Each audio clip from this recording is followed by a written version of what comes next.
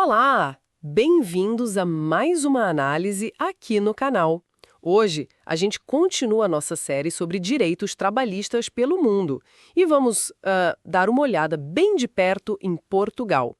É um país com que a gente tem laços históricos fortes, né? E está passando por um momento bem interessante. Sim, uma onda migratória bem intensa. E não só de países de língua portuguesa. Exato. E isso, claro, mexe bastante com o mercado de trabalho por lá. Para guiar nossa conversa de hoje, a gente está usando o material selecionado pelo contador e professor Luciano de Abreu. Ah, e um lembrete importante. As vozes que vocês ouvem aqui são geradas por inteligência artificial, tá? Nosso objetivo é explorar os pontos-chave da legislação trabalhista portuguesa. Acho que vai ser útil para muita gente, empreendedores, estudantes, contadores, quem tiver interesse no tema, né? Com certeza. Então vamos lá. Começando a comparar com o Brasil, o que chama atenção logo de cara? Tem coisas parecidas, tipo férias, o subsídio de Natal, que é como o nosso 13º. Isso, tem semelhanças, mas as diferenças são importantes também. A base legal lá é o Código do Trabalho. Certo. E olha, uma diferença cultural e bem prática é a questão da formalidade. Em Portugal, a regra geral mesmo é o contrato de trabalho ser por escrito. Ah, tudo documentado. Sim, bem detalhado. Funções, a carga horária, o salário. É menos comum aquela informalidade que às vezes a gente vê por aqui no Brasil, sabe? Entendi. E que tipos de contratos são mais comuns lá? Bom, tem o contrato sem termo, que é o nosso contrato por tempo indeterminado, o efetivo, né? E tem os contratos a termo, que tem um prazo definido. Pode ser uma data certa ou, tipo, até acabar um projeto específico. E ainda existem os temporários e os de tempo parcial também. E a jornada de trabalho padrão? Como é que fica isso lá? O padrão em Portugal são 40 horas por semana. Geralmente, 8 horas por dia, já contando os intervalos. 40 horas. Um pouco menos que as 44 aqui no Brasil. Exato. Já sinaliza talvez uma abordagem um pouquinho diferente sobre o tempo de trabalho, né? Interessante essa diferença. E se passar dessas 40 horas? Como funcionam as horas extras? Lá eles chamam de trabalho suplementar, é isso? Isso mesmo, trabalho suplementar. E aí a estrutura é bem definida, sabe? Não é a qualquer momento. Só pode ser pedido em situações bem específicas, tipo um pico temporário de serviço, um acréscimo transitório ou por motivo de força maior. Entendi. E o trabalhador é obrigado a fazer? Em geral, sim, mas tem proteções importantes. Grávidas, mães amamentando, pais com filhos pequenos, trabalhadores com horários reduzidos. Eles têm o direito de recusar. E tem limites também. Limites anuais, que variam um pouquinho se a empresa é micro, pequena ou média ou grande, e o limite diário de 2 horas extras. E a compensação? Como é paga essa hora extra? A remuneração tem um acréscimo.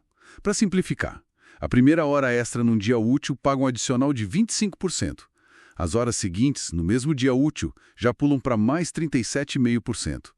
E se o trabalho extra for num dia de descanso ou feriado, aí o adicional é maior, 50%. Progressivo. Faz sentido para desincentivar o excesso, né? Exatamente. A ideia é compensar bem o esforço extra. Certo. E falando em descanso, como funcionam as férias e aquele subsídio de Natal que você mencionou? Olha, os trabalhadores têm direito a 22 dias úteis de férias por ano, pagas integralmente, claro, geralmente antes do período de descanso.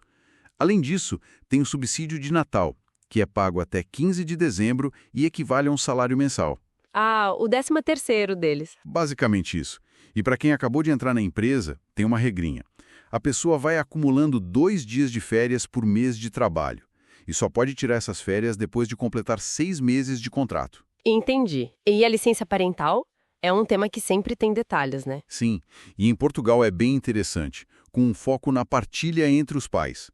A licença inicial pode ser de 120 ou 150 dias. É escolha do casal. Ok. E se os pais decidirem partilhar esse período inicial, eles ganham mais 30 dias de licença. É um incentivo claro para a partilha. Ah, que interessante. É.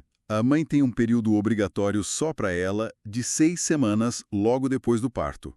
E o pai também tem um período obrigatório. São 20 dias úteis. 20 dias úteis para o pai, obrigatórios? Sim. E o subsídio pago pela Seguridade Social durante a licença é bem bom. É 100% do salário de referência ou 80%, dependendo da duração que escolheram e se partilharam ou não. Mostra mesmo um incentivo para a participação dos dois, né? Sem dúvida. E sobre o salário mínimo? E essa história de 14 pagamentos no ano? Certo. O salário mínimo nacional previsto para 2025 é de 870 euros brutos. E essa questão dos 14 pagamentos é uma particularidade importante. É o salário mensal normal, mais o subsídio de férias e o subsídio de Natal. Cada um desses subsídios vale um salário. Ah, então na prática são 12 salários mais 2 subsídios que equivalem a um salário cada. Exatamente. E vale notar que nas regiões autônomas, Açores e Madeira, o valor do salário mínimo é um pouquinho maior. Certo. E para quem trabalha por conta própria, tem algo parecido com o nosso MEI, o microempreendedor individual? Tem uma figura similar na ideia, que são os recibos verdes. É o regime dos trabalhadores autônomos. Eles emitem esses recibos para comprovar os serviços prestados. É parecido com o MEI, na intenção de formalizar, mas eles não têm os direitos trabalhistas clássicos, como férias pagas, subsídios. Eles pagam a própria contribuição para a segurança social, tem uma isenção no primeiro ano de atividade, o que ajuda, e a grande vantagem, claro, é flexibilidade de horário de trabalho. Entendi. Flexibilidade versus direitos mais robustos. Basicamente. E não dá para esquecer dos sindicatos. Em Portugal, eles são tradicionalmente bem atuantes, têm um papel importante nas negociações coletivas. Bom ponto. Pensando agora nas empresas, especialmente as brasileiras que querem ir para lá, quais seriam os desafios principais, os pontos de atenção? Olha, acho que primeiro é se adaptar a essa cultura de maior formalidade que a gente falou. Contratos, processos, tudo mais amarrado. Os custos com a segurança social também pesam. É uma contribuição obrigatória sobre os salários, tanto do empregador quanto do empregado. Tem que colocar isso na conta. Certo, o custo na formalidade. Isso. E, claro, entender como lidar com as negociações sindicais, que podem ser mais presentes e ter mais força do que muitas empresas estão acostumadas no Brasil. Ok, então, para a gente recapitular, o que vimos de essencial sobre Portugal? É um sistema de trabalho Bem estruturado, né? Sim. Contratos formais são a regra, jornada padrão de 40 horas semanais, 22 dias úteis de férias, licença parental que incentiva a partilha entre pai e mãe. e 14 pagamentos anuais, contando os subsídios. Direitos bem definidos para os trabalhadores, sem dúvida. Isso, um sistema com regras claras. Exato. E isso, assim, nos leva a uma reflexão final, né?